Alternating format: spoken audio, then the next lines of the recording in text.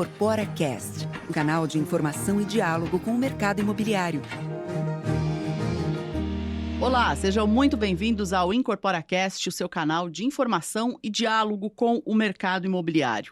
Eu sou Andréia Ramos Bueno e no episódio de hoje nós vamos conversar com o Ronaldo Cury, que é presidente do Conselho de Administração e diretor de Relações Institucionais e com Investidores da Cury Construtora, além de conselheiro da Abrainc. Quero lembrar você que você pode nos acompanhar no YouTube, no Deezer e também no Spotify. Nós vamos falar aqui com o Cury sobre os grandes desafios da incorporação no Brasil, funding, mão de obra, as novas oportunidades com a faixa 4 do Minha Casa Minha Vida, sustentabilidade nos negócios, perspectivas para o setor e muito mais. Ronaldo, um prazer te receber aqui no IncorporaCast e para nós iniciarmos essa conversa, gostaria que você contasse um pouco da sua trajetória pessoal e também da sua jornada no segmento construção civil, mercado imobiliário e na Cury Construtora. Legal. Olá, Andréia. Olá, pessoal. Obrigado por nos acompanhar aqui. Obrigado pelo convite da Abrainc. Eu sou o Ronaldo Cury, tenho 47 anos. Sou formado em administração de empresas, pós-graduado em negócios imobiliários e investimentos imobiliários, são duas pós que eu acabei fazendo. Eu comecei minha jornada trabalhando num banco de investimentos, trabalhei de estagiário 2 anos num banco de investimentos. Depois, eu tinha tios que trabalhavam na incorporação, na construção civil, sempre gostei. Então, desde pequenininho, eu sempre ia em stand de venda, ficava olhando as maquetes, olhava, aquele negócio mexia comigo, né? E aí eu tive a oportunidade de estagiar na Gafisa. A Gafisa, nos anos 90, era uma das maiores incorporadoras e construtoras residenciais do Brasil, né? Então eu trabalhei lá por muitos anos. Depois eu fui empreender, abri 2 empresas, vendi essas empresas, né? E me juntei à Cury, então, no ano de 2007, tá? Quando ele tinha acabado, o Fábio, que é o principal acionista, né, o controlador, ele tinha acabado de fazer a joint venture com a Cyrela, né? A Cury, que tem mais de 60 anos, naquele momento tinha se juntado com a Cyrela, era uma empresa que lançava 30 milhões de reais por ano, tinha 30 funcionários, ocupava meio andar num prédio lá na Rua Funchal, né? E o ano passado a gente lançou 6 bilhões e meio, vendeu 6.200, estamos aí com muitos colaboradores, então foi uma jornada muito legal, né? Uma oportunidade que o Fábio me deu, a confiança que ele teve em mim também, né? Eu entrei lá para ajudar a estruturar a área de novos negócios, depois eu fui para a área de crédito imobiliário, para a área institucional e abracei também a área de relação com investidores, né? Além do conselho e todos os comitês e tudo que o conselho exige, né? Então, essas são as minhas atribuições lá na Cury hoje. Legal. O Cury, o mercado imobiliário, por ter um ciclo muito de longo prazo e alta dependência de financiamento, ele é constantemente desafiado por instabilidades macroeconômicas e questões estruturais. Na sua visão, hoje, quais são os principais gargalos do setor para o Brasil? Legal, boa pergunta. Mão de obra é sempre uma dor que nos acompanha há muitos anos, né? Falta de funding, escassez de funding, a gente está sempre trabalhando no limite do funding brasileiro, né? Então acho que esses são as 2 principais preocupações. Fatores de risco tem um monte, né? Acho que estamos no Brasil, a taxa de juros hora é alta, hora é baixa, a inflação hora é alta, hora é baixa, mas eu diria que escassez de mão de obra e funding são os 2 maiores problemas do setor aí que a gente tem. Vamos falar bastante disso. Esqueci de um. Diga. Insegurança jurídica. Que isso também atrapalha muito o empreendedor. A Cury, ela tem uma atuação fortemente conectada ao programa Minha Casa Minha Vida. Qual o peso dos recursos do FGTS para manter um modelo de negócio sustentável? Na prática, o saque aniversário do FGTS compromete o volume de recursos disponíveis para a habitação popular e queria saber também se você acredita que essa medida deveria ser revista.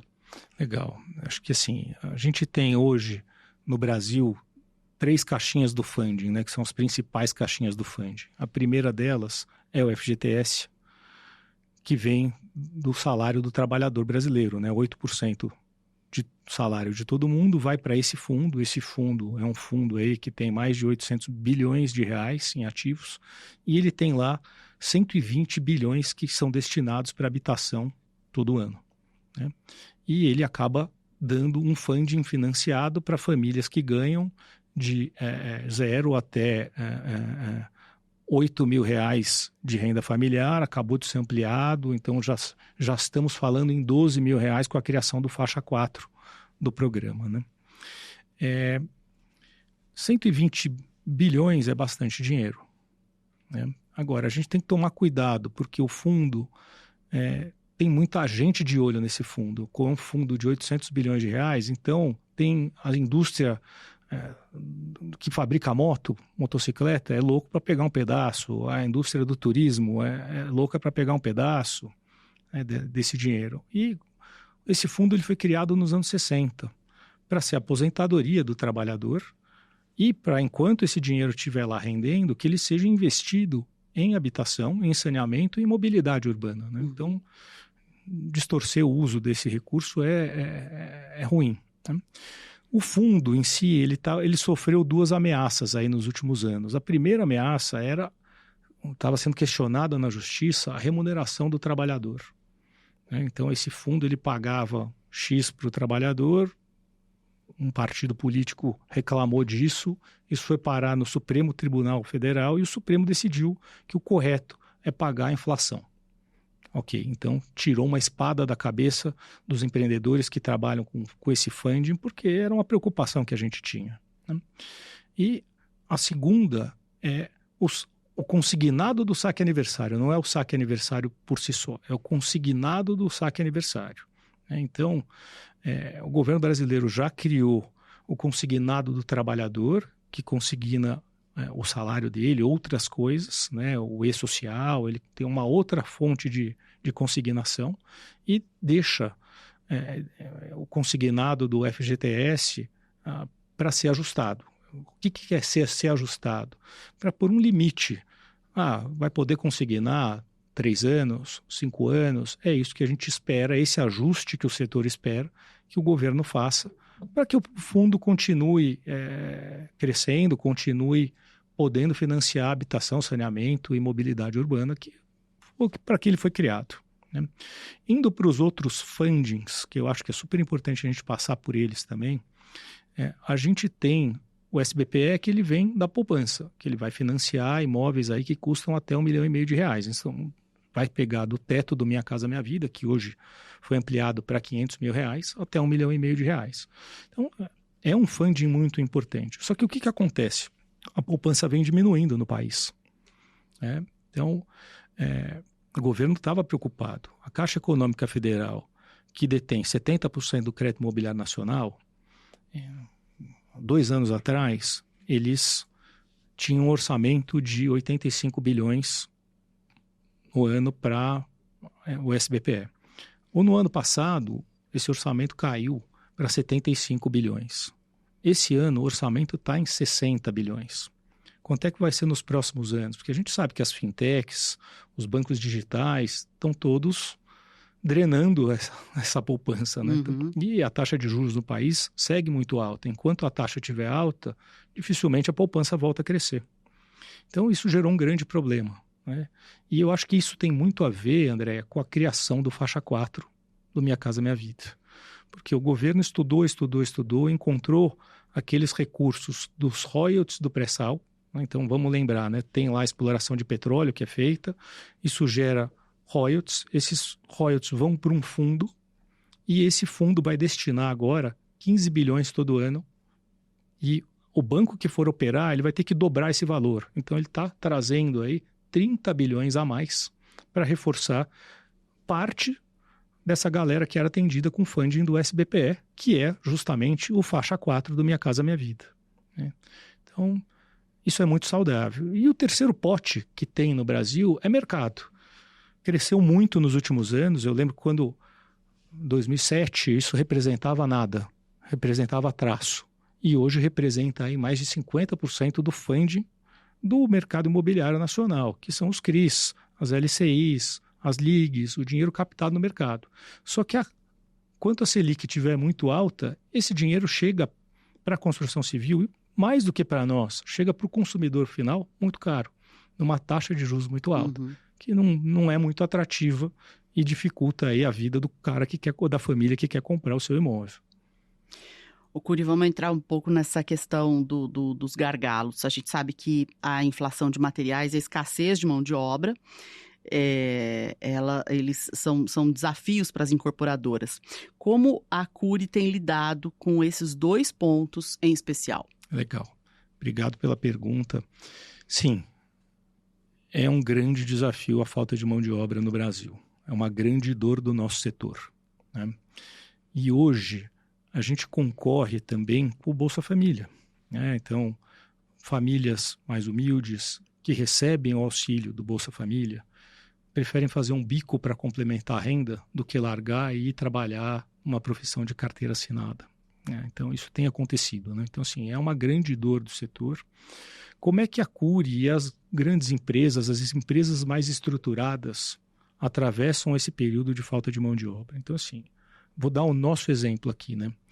Em 2009 foi criado Minha Casa Minha Vida. A gente saltou e a gente caiu de cabeça e caiu muito forte no faixa 1. Então, a gente saiu de 3 mil unidades por ano em produção para 30 mil unidades em produção. E ali, naquele momento, foi pré-Copa, pré-Olimpíada, PAC bombando, faltava mão de obra, faltava material, faltava engenheiro, faltava tudo aqui no Brasil, né? E o que a gente aprendeu daquele momento? Olha, engenheiros, por exemplo, a gente vai ter que começar a formar isso dentro de casa. Então, a gente criou um programa chamado DNA Cury. E todo ano a gente chama trainees. O ano passado, por exemplo, a gente tinha 50 trainees nesse programa. E como esse programa já existe há muitos anos, há mais de 15 anos, quando você roda pelas nossas obras, é engraçado, você vai pegar lá, o engenheiro da obra foi formado dentro de casa, já está com a gente há 5 anos. O gerente geral, formado dentro de casa, está com a gente há 12 anos. Então, a gente começa a colher esses frutos, né? Mas isso é para quem gerencia, para quem controla e para quem produz. Como é que a gente tem feito isso daí? Então, também há muitos anos atrás, a gente estava muito preocupado com a qualidade, tá? Então, a parte de instalações hidráulicas, elétricas e de gás, que é uma dor aí do setor, quem conhece bastante de engenharia sabe que é onde tem mais problema, né? No recall, principalmente, depois que o produto está entregue para as famílias. A gente, muito preocupado com qualidade, a gente criou uma instaladora própria, chamada Cury Install. A Cury Install hoje faz a instalação hidráulica, elétrica e de gás de todas as nossas obras. A gente verticalizou isso daí. E a gente trouxe 1.200 colaboradores, tem mais de 1.200 colaboradores trabalhando para nós, né? E a gente começou a formar a mão de obra. E recentemente, de 5 anos para cá, a gente começou a trazer também mulheres para dentro do canteiro, para essa atividade. Então, a gente vai atrás de mulheres em situação de vulnerabilidade, treina elas e atrai elas, põe elas para trabalhar para nós, e vai driblando essa falta, essa escassez de mão de obra. Nesse segmento da Cury Install? Nesse segmento, né? Em outros também, tá? A gente apoia essa iniciativa através do Instituto Cury, que a gente criou para formar mão de obra, né? Outra coisa que é legal contar, a gente fez parceria através da Fiesp em São Paulo e da Firjan no Rio de Janeiro, com o SESI, com o Senai e com o Sebrae. Então, quando a gente traz um empreiteiro novo para trabalhar para nós, a gente oferece cursos em parceria com o Sebrae para qualificar esse empreiteiro, para dar, olha, tua empresa vai crescer, você precisa aprender gestão de caixa, você precisa aprender, porque se o empreiteiro quebrar é um problemão, né, para o incorporador. Sem dúvida. Então, esse é um ponto. E com o SESI e com o Senai, a gente dá treinamento para que esse empreiteiro consiga atrair mão de obra, treinar e qualificar. Tem formação de mestre de obra, tem formação de pedreiro, tem formação de pintor. É um trabalho muito bacana que é feito já há muitos anos. Acho que não teria o efeito se a gente tivesse começado a fazer isso aí ano passado. Não, a gente começou isso há muitos anos atrás, né? Então, hoje, a gente colhe esses frutos. Outra coisa que a gente fez, a gente caiu de cabeça já também há mais de 5 anos no Lean, que o Lean ele vem da Toyota, né? Ele vem da filosofia de enxugar.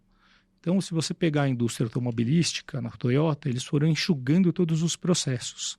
Há 5 anos atrás, a gente começou com o Lean Construction dentro da Cury e começou a discutir com os nossos fornecedores, com os nossos prestadores de serviços, com os nossos empreiteiros, diariamente, todas as tarefas. E 5 anos depois, a gente começa a ver um ganho de produtividade. Estamos usando um pouco mais de equipamento, um pouco menos de mão de obra, repensando a logística da obra na questão dos materiais, deixando a obra mais produtiva. E isso ajuda bastante também, tá, André? Então, eu acho que não é uma bala de prata, não é uma única medida, são várias medidas e que as empresas estruturadas conseguem mais. A gente tem muito associado na Brainc que é menor, que é pequeno, e quando você vai conversar com eles, a realidade deles é mais dura. Está mais difícil para eles, ano após ano, para conseguir um prestador de serviço qualificado, bons equipamentos, sofrem também com abastecimento, com materiais. Então, a vida do pequeno, a gente sabe que está mais difícil, né? Dos estruturados, acho que acredito que até meus concorrentes, aí, meus pares mais estruturados, também fazem um trabalho parecido com o nosso e estão atravessando melhor por essa fase. Mas é uma grande preocupação, é uma grande dor. E eu fiquei sabendo que não é só da construção civil, né? Que é de outros setores também. Eu ia comentar isso. O setor da saúde vem fazendo isso já faz algum tempo, né? Os grandes nomes da saúde têm as suas universidades, têm os cursos de graduação, de pós-graduação, cursos técnicos também. Para suprir essa necessidade. É o caminho. Agora, como você disse, os pequenos vão fazer isso como? Porque além de você necessitar de uma estrutura, uma reestruturação da empresa, a empresa vai passar a ter um negócio paralelo, vamos dizer assim, né? Você não vai somente construir, você vai ensinar. Enfim, e também o tempo de maturação desse profissional. A dica que eu dou, né, para o pequeno: alô, pequeno, vá atrás do SESI, do Senai, do Sebrae, busque ajuda, porque lá eles têm uma estrutura que pode surpreender, pode ajudar. Parcerias importantes e de qualidade, né? De qualidade. Ainda nessa questão de mão de obra, Cury, você acredita que a industrialização da construção, como o uso de estruturas pré-fabricadas e métodos construtivos mais padronizados, isso pode ser um caminho para reduzir essa dependência de mão de obra? E o que é que falta para esse tipo de construção deslanchar aqui no Brasil? Não tenho dúvida, André. É o caminho sem volta. Que é um caminho uma coisa único. Que a gente fala já há muitos anos, né? Mas assim, a gente também tem que lembrar, eu lembro quando eu comecei a trabalhar nos anos 90, uma obra de um prédio de 16 pavimentos, estou falando de habitação popular, que o produto é muito parecido com o que a gente faz hoje. Eram prédios menores, empreendimentos menores e obras que demoravam mais. Elas demoravam 36 meses, 48 meses. Hoje a gente faz essas obras, as mais simples, 18 meses, 24 meses, 36 meses, depende da complexidade, né?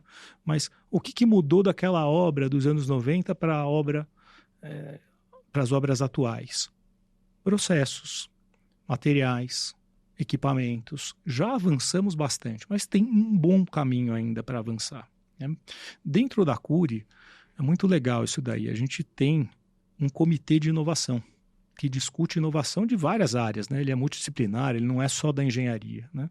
Mas na engenharia a gente tem um gerente em São Paulo, um gerente no Rio, que além de tocarem as obras, eles gastam parte do tempo deles buscando novas tecnologias. A Brainc mesmo, ano passado, fez uma viagem à China, né? uma missão à China para ver novas tecnologias. Então a gente está sempre em busca, está sempre procurando o que está por vir, o que está acontecendo. A reforma tributária está vindo, dizem, eu não consigo cravar na pedra, né, ainda, é muito precoce para a gente cravar na pedra, mas que isso deve ajudar na questão tributária. Tomara que ajude a deslanchar isso daí no Brasil, que tem espaço para melhorar. Já avançamos muito, mas ainda tem muito espaço para melhorar. E você falou logo no começo, quando a gente falou de gargalos, você disse sobre o ambiente de negócios, a insegurança jurídica, né? Você sente que a gente avançou nesse ponto, houve melhorias, ou nesse aspecto em segurança jurídica, o Brasil, e mais especificamente construção civil, mercado imobiliário, ainda está muito sujeito a enormes imprevisibilidades. Olha, a Abrainc e o setor conseguiram grandes conquistas, né, grandes avanços. Então, a lei do distrato é um grande avanço, né? Todo mundo que está no setor faz tempo lembra do problema que era quando não tinha regra para o distrato. Era uma grande bagunça jurídica ali, né? Mas ainda tem muito espaço para melhorar, tem muita coisa para fazer para melhorar, né? Então, seja na parte de incorporação, seja na parte de construção, no direito do consumidor, na relação trabalhista, tem muito espaço para avançar, porque tem muita questão que ainda causa muita insegurança jurídica para o empreendedor brasileiro. Sobre avançar, vamos falar sobre legislação urbanística Vamos. e impacto da burocracia nos projetos. Queria que você avaliasse esses avanços ou retrocessos nesse campo, fizesse um... André, preciso elogiar duas cidades aqui que é onde a Cury trabalha, né? Que é São Paulo e Rio de Janeiro, né? Nesse quesito. Tanto na parte da legislação que fala do zoneamento e do plano diretor, tá? Que do ponto de vista da habitação de interesse social de mercado popular, trouxe essa habitação da periferia da cidade para as áreas mais centrais, e também da parte de licenciamento. Então, eu vou começar pelo licenciamento. Fazer empreendimentos em São Paulo era muito difícil, era imprevisível. Você comprava um terreno, você não tinha previsibilidade, era muito, muito, muito, muito difícil. Então, nós mesmos, a Cury, fazia muito mais empreendimentos nas cidades da região metropolitana do que na própria capital, né? Não é fazendo propaganda política de ninguém, mas o prefeito Haddad, quando entrou, ele fez um grande trabalho. Ele chamou todas as empresas, pequenas, médias e grandes, que tinham projetos de interesse social ou de mercado popular em aprovação na cidade de São Paulo e começou a marcar um ponto de controle com essas empresas. E ele chamava todos os secretários do verde, do transporte, da habitação, de licenciamento, e cobrava. E começou a enxergar ali que tinha muito lei, muito decreto, muita coisa errada, e foi ajustando, né? Qual que é a grande maravilha de tudo isso? O João Dória, quando virou prefeito, podia ter acabado com tudo isso e voltar a ser como era. Ele melhorou, ele deu continuidade. O Bruno Covas, quando foi prefeito, melhorou esse processo. E o Ricardo Nunes aprimorou, digitalizou tudo isso. Então, hoje, trabalhar em São Paulo é muito mais previsível do que era muitos anos atrás. E isso é uma maravilha para o empreendedor imobiliário. A gente não quer fazer, a gente quer previsibilidade. Uhum. As regras estão muito mais claras, tá? Ainda dá para melhorar, dá para avançar, mas a gente tem que reconhecer que já melhorou muito, né? Hoje é mais fácil trabalhar em São Paulo do que qualquer cidade da região metropolitana. A situação se inverteu. E são cidades menores, que teoricamente, né, deveriam ter um processo de aprovação mais rápido, mas não. Hoje aqui é mais fácil trabalhar em São Paulo. E o Rio de Janeiro vem atrás, né? Rio de Janeiro tem uma questão só, que se for em área prioritária de desenvolvimento da cidade, você vai ter um fast track. Se não for em área de prioridade, não vai ter, o prefeito não está tão errado, né? E aí eu vou mudar já de assunto e vou falar do plano diretor, das revisões de plano diretor e da lei de zoneamento na visão do HIS, né? Então, em todas as cidades do Brasil, quando Minha Casa Minha Vida saiu, os terrenos que o setor conseguia comprar, adquirir, eram na periferia dessas cidades, né? E começou a brotar, então, novos empreendimentos nas áreas periféricas da cidade, que é muito legal. Só que essas áreas periféricas, muitas vezes, elas não têm infraestrutura. Não são servidas de transporte, não são servidas de esgoto, de saneamento, até de equipamentos comunitários, como escolas, creches, posto de saúde, né? E isso começou a trazer muito problema para essas prefeituras, né? E o que os prefeitos fizeram, então, e as cidades fizeram, né? Elas discutiram o plano diretor na Câmara e depois foram aprovados, e você trouxe a possibilidade de se fazer habitação de interesse social, mercado popular, em áreas mais centrais. Né? Isso é muito bom, que essas áreas são servidas de transporte, de infraestrutura. Para as famílias que vão morar, é muito bom que está perto do trabalho, Sim. qualidade de vida, impacto ambiental, tudo vai melhorar. Né? Então, tem muita coisa boa por trás de um bom zoneamento. Né? São Paulo fez a lição de casa, trouxe habitação de interesse social e mercado popular para mais perto. Como? Dando incentivo para as construtoras, dando potencial construtivo para as construtoras. É bem técnico o que eu vou falar, mas eu acho que vale a pena. No Brasil inteiro, você pode fazer 2 vezes a área do terreno. Aqui, quando você vai fazer um empreendimento de interesse social, de mercado popular, você pode fazer 7, 8 vezes a área do terreno. O Rio de Janeiro seguiu essa lógica também. Né? E então a gente começa a brigar com as empresas de médio e alto padrão, que podem fazer 4 vezes a área do terreno, só que essas empresas, para fazer 4 vezes a área do terreno, elas precisam comprar ou CEPAC ou outorga onerosa. Precisam pagar taxas para a prefeitura. Né? E nós somos isentos. Então a gente começa a competir por esses terrenos. E aquelas áreas, vamos pegar São Paulo aqui, aquele cinturão de galpões, fábricas antigas, que a gente tem lá na região do Ipiranga, a Moca, a Barra Funda, Lapa, estão dando espaço para empreendimentos residenciais e estamos brigando de igual para igual com o segmento de média e alta renda. Né? Então, isso é muito bom.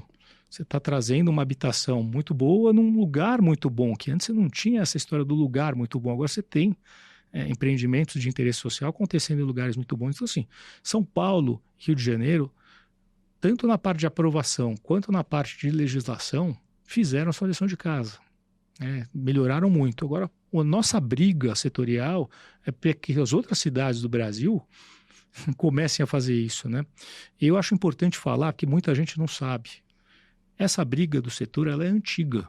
A gente briga por licenciamento, mais previsibilidade no licenciamento e por um urbanismo melhor nas cidades há muitos anos. Né? E o Ministério da Indústria começou no governo passado, graças a Deus atravessou. Agora começou no governo passado no Ministério da Fazenda, atualmente está no Ministério da Indústria, tá? No MIDIC. Eles têm lá recursos para o município que tiver interesse, tá? Que chama Construa Brasil esse projeto. Olha que nome bonito. Né?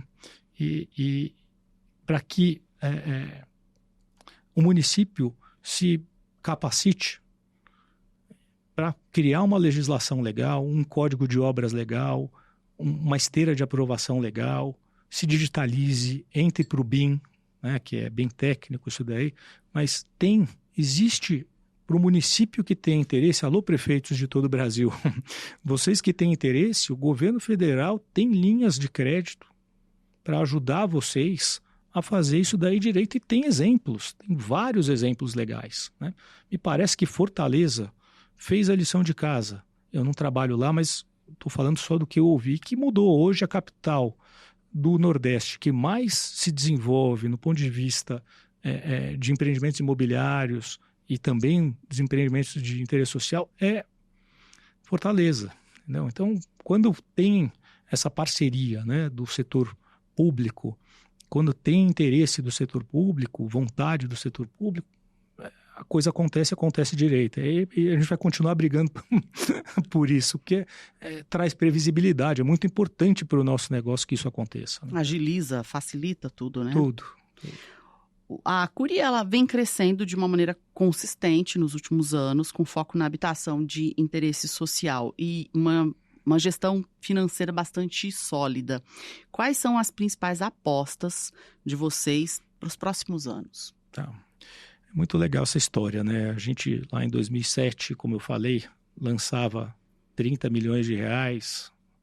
Ano passado a gente lançou 6,5 bi, né? Então é bastante, é um crescimento muito grande. Durante essa jornada aí, a gente lançou empreendimentos da faixa 1, da faixa 1,5, da faixa 2. Estamos atualmente mais na faixa 3 e na faixa 4. Na chamada faixa 4. Né? Essa é uma grande característica da empresa. Entender as oportunidades, porque o nosso negócio é feito de oportunidades.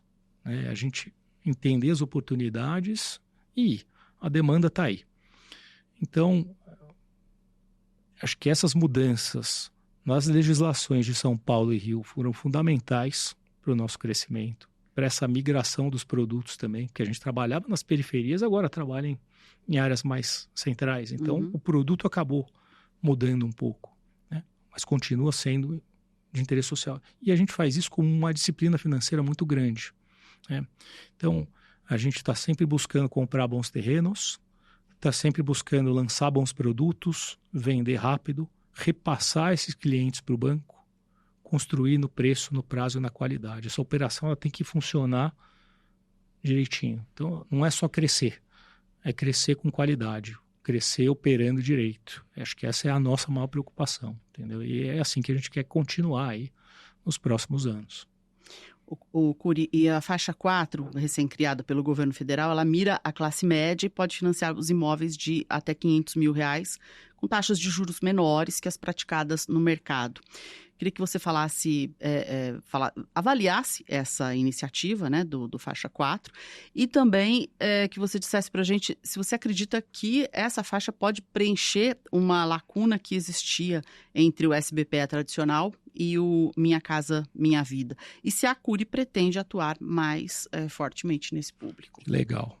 Então, assim, acredito sim, né, que ela vai preencher uma lacuna que tem ali no funding do SBPE, né? Então, para quem não está familiarizado, o Minha Casa Minha Vida financiava imóveis até 350 mil para famílias que ganhavam até R$8 mil de renda familiar. E agora ele financia imóveis até 500 mil para famílias que ganham até R$12 mil e ele chama isso de faixa 4.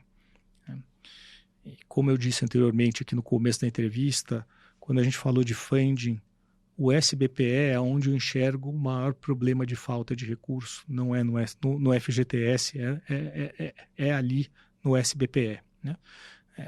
A criação da faixa 4, ela não resolve o problema do SBPE, mas ela ajuda.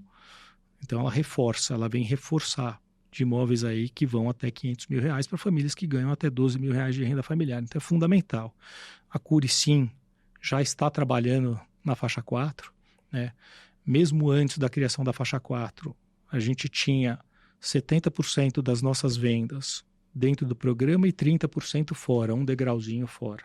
Com a criação da faixa 4, a gente sai de 70% dentro do programa para 95% dentro do programa. Então, para nós, sim, vamos continuar trabalhando e usando e fazendo produto para essas famílias da faixa 4 também. Agora eu queria falar de sustentabilidade. Esse tema deixou de ser um diferencial, passou a ser uma exigência do mercado. Como a Cury tem incorporado práticas sustentáveis nas obras e no dia a dia da empresa? Legal, Andréa. Acho que o que eu tenho que falar aqui é que, mais recentemente, a Cury sempre teve 3 metas, tá? Que era lançamento, geração de caixa e lucro.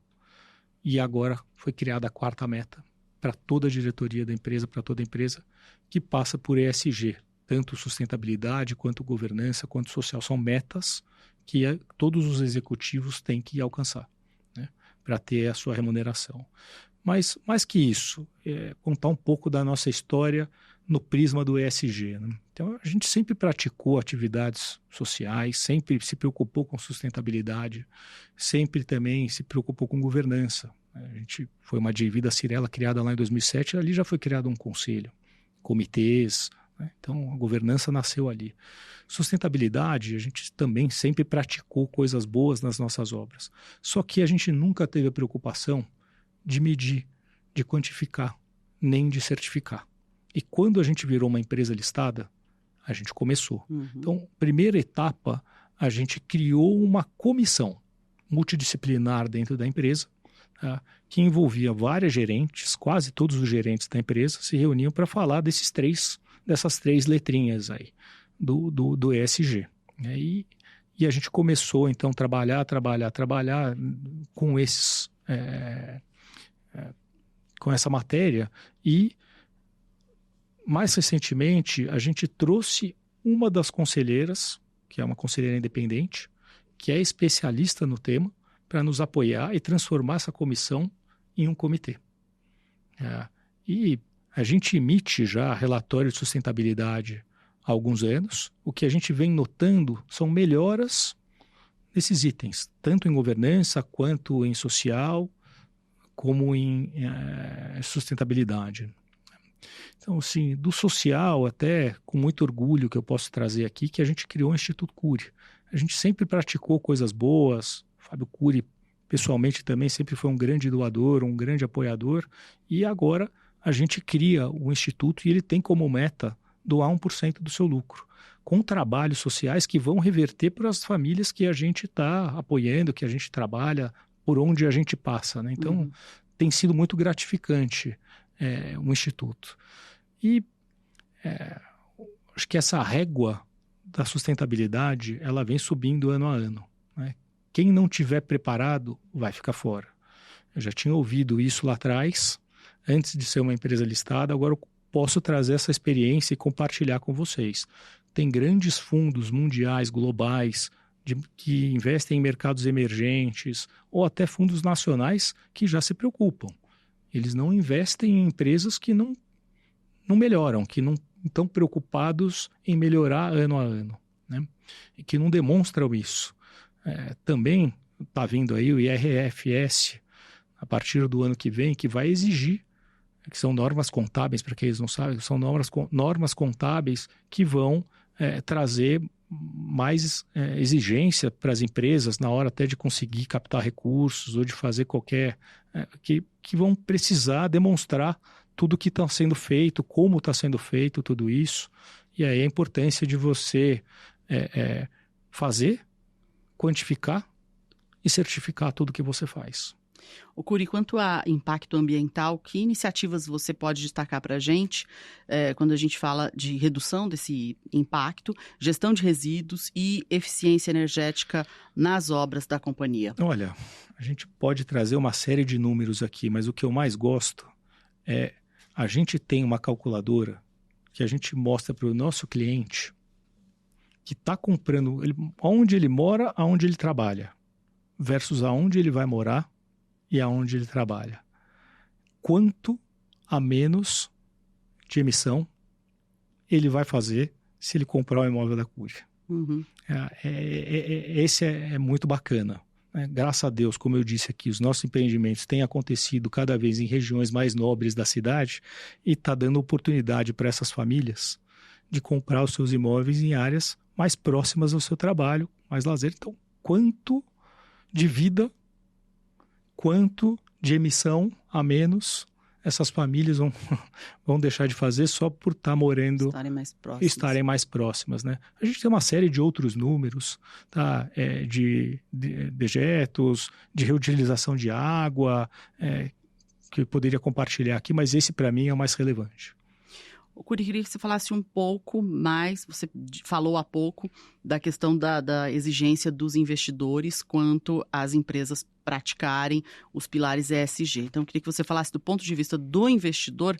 Você acredita que os critérios ESG já impactam na escolha de onde alocar esse capital e como é que é possível equilibrar rentabilidade e responsabilidade ambiental, social no setor da construção civil? Agora que vocês, né, uma empresa listada, vocês estão sentindo isso mais André, perto. Eu vou contar uma história então. Em 2007 eu fui comprar um terreno da Silvia Coutinho, né? Silvia Coutinho, ela é presidente do banco UBS, ela é famosa no mercado financeiro porque ela apoia essa questão de sustentabilidade há muitos anos. E era um terreno da família dela que a gente estava negociando e ela perguntou, Cury, vocês acabaram de fazer a joint venture com a Cirela, o que vocês fazem na questão da sustentabilidade? Eu olhei para a cara dela e falei, olha, a gente trabalha com habitação popular, né, André? Adoro o tema, trabalhei na Gafisa, a Gafisa foi a primeira empresa que fez o primeiro prédio sustentável, que é aquele que tem lá no estacionamento do Shopping Eldorado, certificação, mas eu falei, olha, aquilo é muito distante da nossa realidade, habitação popular, não cabe, né? Ela virou e falou, se você vai ter dificuldade de conseguir recursos lá fora se você não se preocupar com isso. Isso, né? Em que ano mesmo? 2007. E de lá para cá, o aperto começou em áreas contaminadas, né? Depois ele foi avançando para mais itens de sustentabilidade, depois os dejetos da construção civil, a destinação dos dejetos para o lugar certo, e a coisa foi apertando, o cerco foi apertando, foi apertando. E é verdade. Hoje, como eu estava falando aqui, se você quiser acesso a dinheiro internacional, até mesmo nacional, você vai ter muita dificuldade se você não cumprir boas práticas. Mas se você não estiver preocupado em fazer do jeito certo. Né? E graças a Deus isso já chegou também na habitação popular. Existe uma certificação na Caixa Econômica Federal chamada Selo Azul.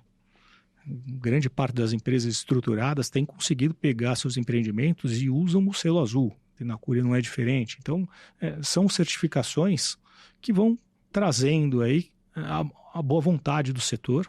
Fora isso, a Abrainc, com o Sinduscon São Paulo, com a CEBIC, estão desenvolvendo a calculadora, né? Calculadora de emissões de carbono e hídrica também, medindo a pegada hídrica dos empreendimentos, né? Então a gente também apoia, a Cury apoia, trabalha junto com essas entidades no desenvolvimento dessa ferramenta. Então, pequenos, fiquem espertos, porque chegou para todo mundo. Quem não incorporou essa ideia ainda, isso já vem sendo dito há um bom tempo, né? O Cury, mudando um pouco o foco das letras do ESG, vamos falar um pouquinho do Instituto, que representa uma materialização muito clara do compromisso social da empresa com as comunidades onde ela atua e com a sociedade, justamente praticando o S da agenda ESG, a parte social.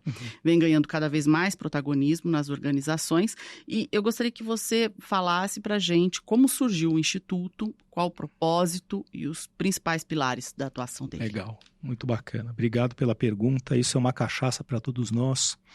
A gente brinca dentro da companhia. O Fábio tem 3 filhas, o Instituto é o 4º filho, então ele também gosta muito, se dedica muito ao Instituto. O Instituto vem de uma provocação do seu Eli Horn, que já é um filântropo, é sócio da Cirela, que é acionista da Cury há muitos anos, ele sempre nos provocou. E a gente sempre praticou doações, a gente sempre fez muita coisa, né? Só que não era muito guiado, não era muito direcionado. Eu acho que o Instituto ele vem para justamente dar uma direção correta aí para esses investimentos que a gente faz.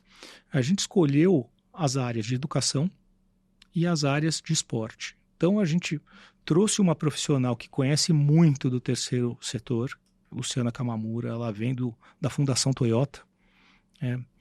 Ela está à frente do Instituto, ela é executiva à frente do Instituto. A Viviane Mansi também, que é a nossa conselheira, participa do Instituto, ela conhece, é uma pessoa que ajuda muito a gente, né? E, como eu disse, a gente tem lá um recurso, que é 1% do lucro, que pode ser ampliado até, às vezes.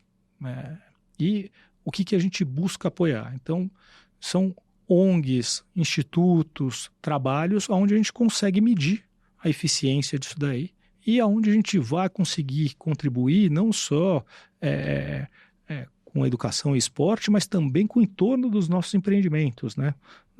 Tentando trazer alguma coisa a mais para as famílias que vão morar lá, para aquela comunidade que está ali. Então, eu vou falar de 2 aqui, mas a gente tem uma série de oportunidades, de investimentos que a gente faz. Então, 2 deles trabalham com mulheres em situação de vulnerabilidade. O primeiro é mulheres em construção. Então, a gente vai preparar, como eu disse lá atrás, mulheres em situação de vulnerabilidade para trabalhar nas nossas obras. E não só nas nossas obras, mas vai treinar para trabalhar na construção civil. Elas podem ser pintoras, carpinteiras, auxiliares, eletricista, na parte de assistência técnica. Eles oferecem a capacitação. E elas têm demonstrado uma grande capacidade, né? Têm feito isso muito bem, né? Então, é muito gratificante trabalhar com isso. E a gente está devolvendo um pouco, né, também do trabalho que a gente faz. Tem uma outra que treina mulheres em situação de vulnerabilidade para trabalhar em restaurante, em cozinha, em restaurante. E acho que a ideia aqui na Cury a gente tem evento toda hora. A gente tem evento todos os finais de semana nos nossos estandes de venda e a gente está sempre servindo comida. né? A gente tem evento na nossa companhia, os lançamentos dos empreendimentos, nas entregas dos nossos empreendimentos, e a ideia é que com o tempo a gente possa contratar essas profissionais para fazer isso daí também, é devolver. Claro, a gente não tem pretensão, né? E, por último, tem um projeto, 2 projetos aqui que eu também quero trazer, que um é com basquete. Então, Fábio Cury, jogador de basquete, apaixonado por basquete, todo mundo lá gosta de esporte. Então, ele vai pegar crianças em situação de vulnerabilidade e vai educar essas crianças e vai apresentar o basquete. Legal. 2% talvez virem jogadores de basquete, mas o mais importante é preparar essas crianças para a vida, né? Dar educação, trazer o que o esporte tem de bom para essas crianças. E tem um outro projeto que apoia paralímpicos, atletas paralímpicos, né? Então, são só algumas das iniciativas aí que a gente está apoiando. Se você deixar, eu vou ficar falando mais, que essa é a nossa grande cachaça, né? As atividades estão crescendo, então. E além do Instituto, eu acho que é muito bacana falar isso, né? Acho que a gente que trabalha com incorporação imobiliária para baixa renda, a gente presencia 2 momentos que são muito mágicos. O primeiro momento é quando o nosso cliente tem o crédito dele ainda no stand, ainda na planta, o prédio não existe ainda, ele chega lá e tem o financiamento dele aprovado. É uma grande alegria, porque a maioria não imagina que consegue, né? É o maior bem que a pessoa vai estar adquirindo na sua vida. Então, é uma grande conquista para a família quando ela consegue ter o financiamento dela aprovado. E a segunda grande alegria é quando essa família recebe a chave. Esse momento é mágico, é muito gratificante ver a alegria dessas famílias quando eles estão recebendo o imóvel. Então, assim, é isso que tira a gente da cama cedo, faz a gente trabalhar, faz a gente querer fazer mais, né? Isso é muito bacana, esse trabalho é muito bacana. Então.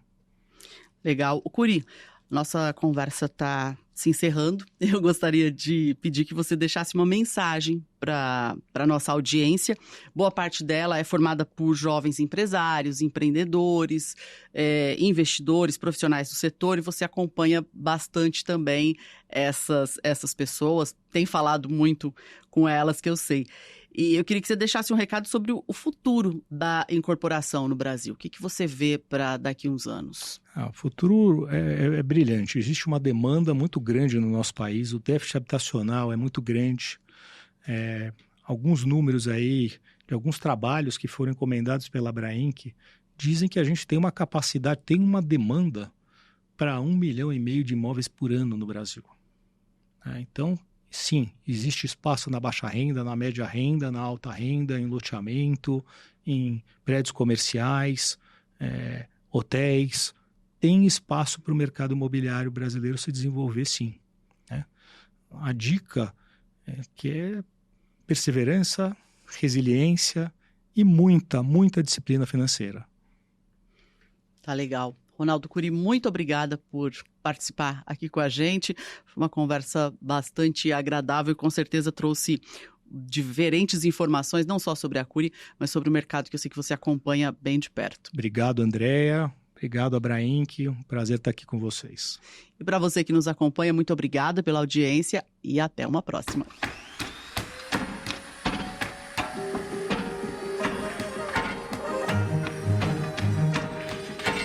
Incorpora Cast, um canal de informação e diálogo com o mercado imobiliário.